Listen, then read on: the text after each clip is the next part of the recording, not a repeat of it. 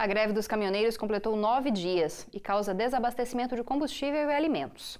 Houve negociações com o governo federal, mas a paralisação continua, em meio a um clamor por intervenção militar.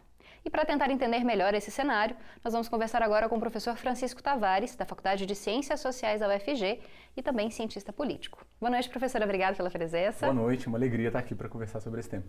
Professor, em termos políticos, em termos sociais, quais são as consequências dessa crise no 9º dia já de duração, com mobilizações em vários pontos do país? Ainda é cedo para a gente estimar os desdobramentos políticos desse movimento, porque a mobilização enquanto tal é ambivalente.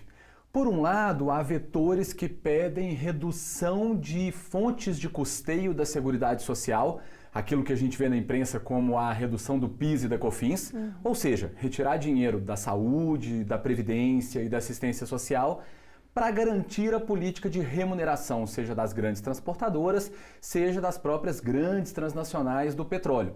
Por outro lado, há vetores referentes à melhoria das condições de vida de trabalhadores no transporte rodoviário, a melhoria das extenuantes jornadas de trabalhos por que eles passam, e tudo isso está presente a um só tempo em um mesmo movimento. Qual é o tipo de vetor que prevalecerá se esse mais associado à distribuição de direitos sociais, à melhoria de condições de trabalho, à promoção de liberdades civis e sindicais, ou se esse mais associado à redução de tributos incidentes sobre patrões, à manutenção da política de preços da Petrobras e, portanto, a uma certa concentração de renda e até mesmo de poder no país, ainda é muito cedo para dizer. Tem muita gente fazendo várias análises que a extrema-direita teria dominado certa parte do movimento, que na verdade seria um lockout, não uma greve. Qual que é a avaliação que o senhor faz? Eu sei que é difícil, até pelo que o senhor já disse na primeira questão, mas como que o senhor consegue avaliar esse movimento?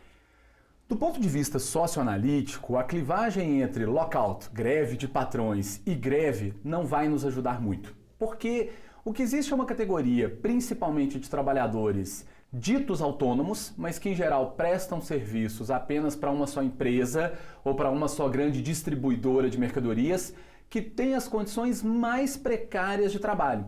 Mas como eles não têm uma carteira assinada, os próprios custos do trabalho são terceirizados para eles. Um deles é o do combustível. Então, claro que existe esse elemento de que os grandes transportadores, as grandes empresas, jogam para esses trabalhadores uma luta que é delas, que é pela redução de insumo, que é pela redução de combustível. Vale uma analogia. A gente nunca viu o trabalhador da indústria metalúrgica protestar para reduzir preço do aço. A gente nunca viu um motorista de ônibus que é contratado pela CLT protestar para reduzir o preço do pneu ou do combustível. Então é claro que existe uma pauta de terceiros associada a condições de vida muito precárias desses trabalhadores. Nesse caso, portanto, greve versus lockout não vai nos dizer muita coisa. O que há é um conflito social muito complexo que até esse momento parece estar sendo resolvido da seguinte maneira: as grandes transnacionais com a política de preços da Petrobras salvaguardadas, as transportadoras salvaguardadas, a realidade dos caminhoneiros pode melhorar um pouquinho com a redução do preço do diesel, mas quem paga é a Seguridade Social. Então é um arranjo político talvez não satisfatório do ponto de vista de toda a sociedade. Em relação ao clamor por intervenção militar, nas barreiras existem muitas faixas, gente que faz pequenas manifestações também nas cidades. Como interpretar esse pedido agora e essa relação entre o movimento dos caminhoneiros e esse pedido? A verdade é que essa classe ou esse segmento social, essa categoria profissional, não costuma se organizar historicamente em sindicatos, não costuma ter pré-filiações partidárias. Isso, portanto, leva à necessidade de uma auto-organização no calor dos acontecimentos. E que calor de acontecimentos é esse? É um país que enfrenta uma profunda e insuperável crise econômica. A nossa recuperação desde a recessão de 2015 e 2016 é a mais lenta da história. 1,5 milhão de pessoas caíram na miséria nos últimos 2 anos. Os índices de desemprego aumentam e em um governo profundamente instável e impopular.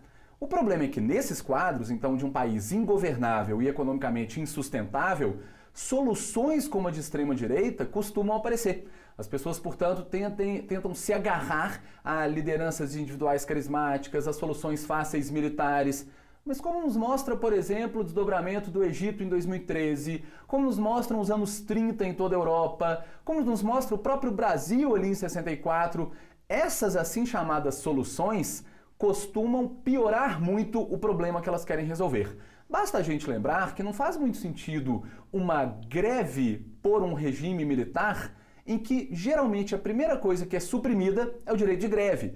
Uma greve por melhores condições de trabalho por meio dos militares, quando se sabe que os direitos de organização, de demanda, de melhoria dos trabalhadores são os primeiros suprimidos em governos militares. Mas, infelizmente, tendo em vista a fragilidade, se não ilegitimidade do atual governante do nosso país e o cenário econômico, essas soluções costumam acontecer, em especial no âmbito de categorias profissionais que não estão pré-organizadas com sindicatos, com formação política, com uma compreensão histórica mais longeva sobre os riscos dessas táticas estratégicas.